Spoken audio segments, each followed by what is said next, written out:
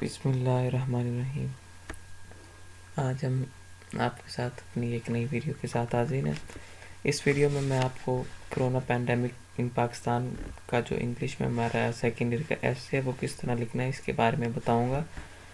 तो एसे लिखने से सबसे पहले जो मेन है, हम एसे की आउटलाइन को देखते हैं, क्योंकि अगर आपने किसी भी एसे को याद करना है उसके लिए आपको उसकी आउटलाइन का पता होना चाहिए कि आपने उस एसे में क्या क्या चीज़ें लिखनी है और किस तरतीब से लिखनी।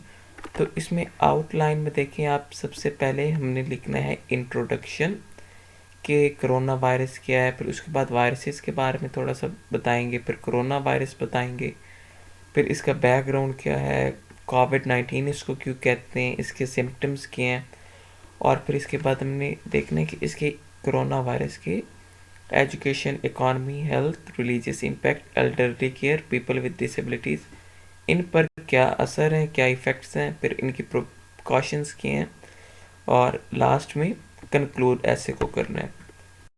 तो सबसे पहले देखें आप, gate smart use safety from the start, ये कोटेशन है, कोटेशन से स्टार्ट मैंने किया है।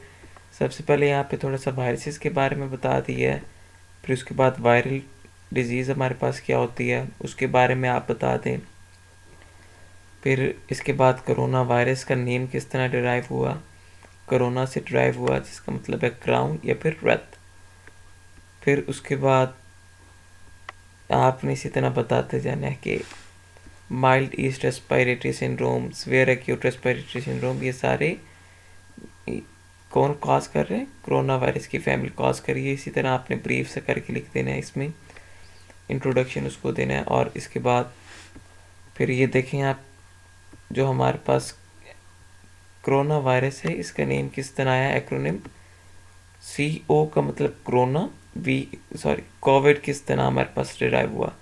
तो कोविड में CO mean corona, VI for virus and D for disease, corona virus disease. 19 का मतलब है कि ये 2019 में आया। तो फिर इसके बाद एक कोटेशन लिख दी, उसके बाद फिर थोड़ा सा कोरोना वायरस क्या है, नोवल वायरस है, इसकी हमने बैकग्राउंड बताना है कहाँ से स्टार्ट हुआ, और फिर इसके बाद कोटेशन लिख दें। इसके बाद आगे देखते हैं आगे किस तरह करना। तो इसके बाद आपने इसमें सिम्टम्स लिख दिए, कोरोना वायरस के क्या क्या सिम्टम्स हैं हमारे पास, फीवर, ड्राई कफ, फटीग, ये सारे कॉमन सिम्टम्स हैं। फिर जो हमारे पास सीवियर सिम्टम्स हैं वो कौन से हैं वो आपने मेंशन करने हैं। सीवियर सिम्टम्स के बाद आपने कोरोना वायरस का जो हमने सेपरेट स्टॉप करने के लिए जो हमने प्रिकॉशंस की थी, फिर उसके बाद हमारे पास इफ़ेक्ट्स क्या है। तो सबसे पहला इफ़ेक्ट था हमारे पास एजुकेशन के, कोरोना वायरस ने एजुकेशन को किस तरह इफ़ेक्ट किया है, तो ये यहाँ पर मैंने एजुकेशन के बारे में लिख दिया है। फिर उसके बाद मैंने लिखा है कोरोना वायरस ने हमारे जो प्राइवेट एजुकेशनल इंस्टीट्यूशंस थे उनको किस तरह इफ़ेक्ट किया। फिर इसके बाद आप देखें कि ज़फ़र मोती जो हमारे पास कराची स्टॉक एक्सचेंज का फॉर्मर डायरेक्टर है, उसने किस तरह हमें वार्न किया। ये सारे हमारे इकॉनमी के रिलेटेड हैं। फिर इसके बाद हेल्थ सिस्टम में क्या असर था कोरोना वायरस का वो आप यहाँ पे देख लें, लिखा हुआ है। फिर इसके बाद रिलीजियस एक्टिविटीज़ जो हमारी हैं वो कोरोना वायरस की वजह से उनको काफ़ी हद तक नुकसान हुआ, या हमारी एक तरह से ऐसे कह लें रिलीजियस एक्टिविटीज़ नहीं हो पाई। इन शॉर्ट ह्यूमंस को नुकसान हुआ, मुख्तलिफ़ अक़ीदों के मानने वालों को नुकसान हुआ, किस तरह वो सारे यहाँ पर आप देख लें। तो फिर इसके बाद हमारे पास जो हम बूढ़े लोग हैं उन पर किस तरह कोरोना ने असर किया, फिर जिनमें कुछ डिसेबिलिटीज़ हैं उन पर किस तरह कोविड ने असर किया। तो ये सब तरह आपने लिखना है। फिर इसके बाद अब हम कंक्लूड अपने ऐसे को कर रहे हैं। प्रिवेंशंस हैं हमारे पास, पहले कोई वैक्सीन इसकी अवेलेबल नहीं है तो इसलिए हमारे पास इसकी कुछ प्रिवेंशंस हैं।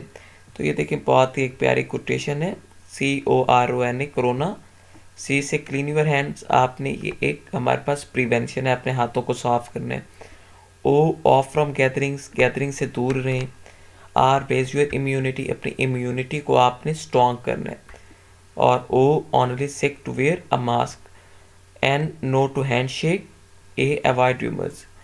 फिर इसके बाद आपने कंक्लूड ऐसे कर देना है, कंक्लूडिंग रिमार्क्स लिखने हैं अपने कि एक हमारे पास नई डिजीज़ थी, हमने इसको अगर ओवरकम करना है तो हमें प्रिवेंटिव मेजर अडॉप्ट करने पड़ेंगे और फिर हम इंशाल्लाह दोबारा जिस तरह हम पहले अपनी लाइफ खुश खुरम होकर गुजारे थे उसी तरह दोबारा गुजारेंगे। तो ये हमारा आज का कोरोना वायरस ऐसे था। तो इसमें बहुत से स्टूडेंट्स हमारे पास परेशान हो रहे थे कि हम किस तरह ऐसे लिखें। तो इसमें आपको घबराने की ज़रूरत नहीं है, आपने सिंपल उसकी आउटलाइन याद करनी है और फिर उसके बाद उसको फॉलो करना है। तो इंशाल्लाह उम्मीद है आपको समझ आ गया होगा किस तरह आपने कोरोना वायरस पर ऐसे लिखना है। अल्लाह हाफिज़।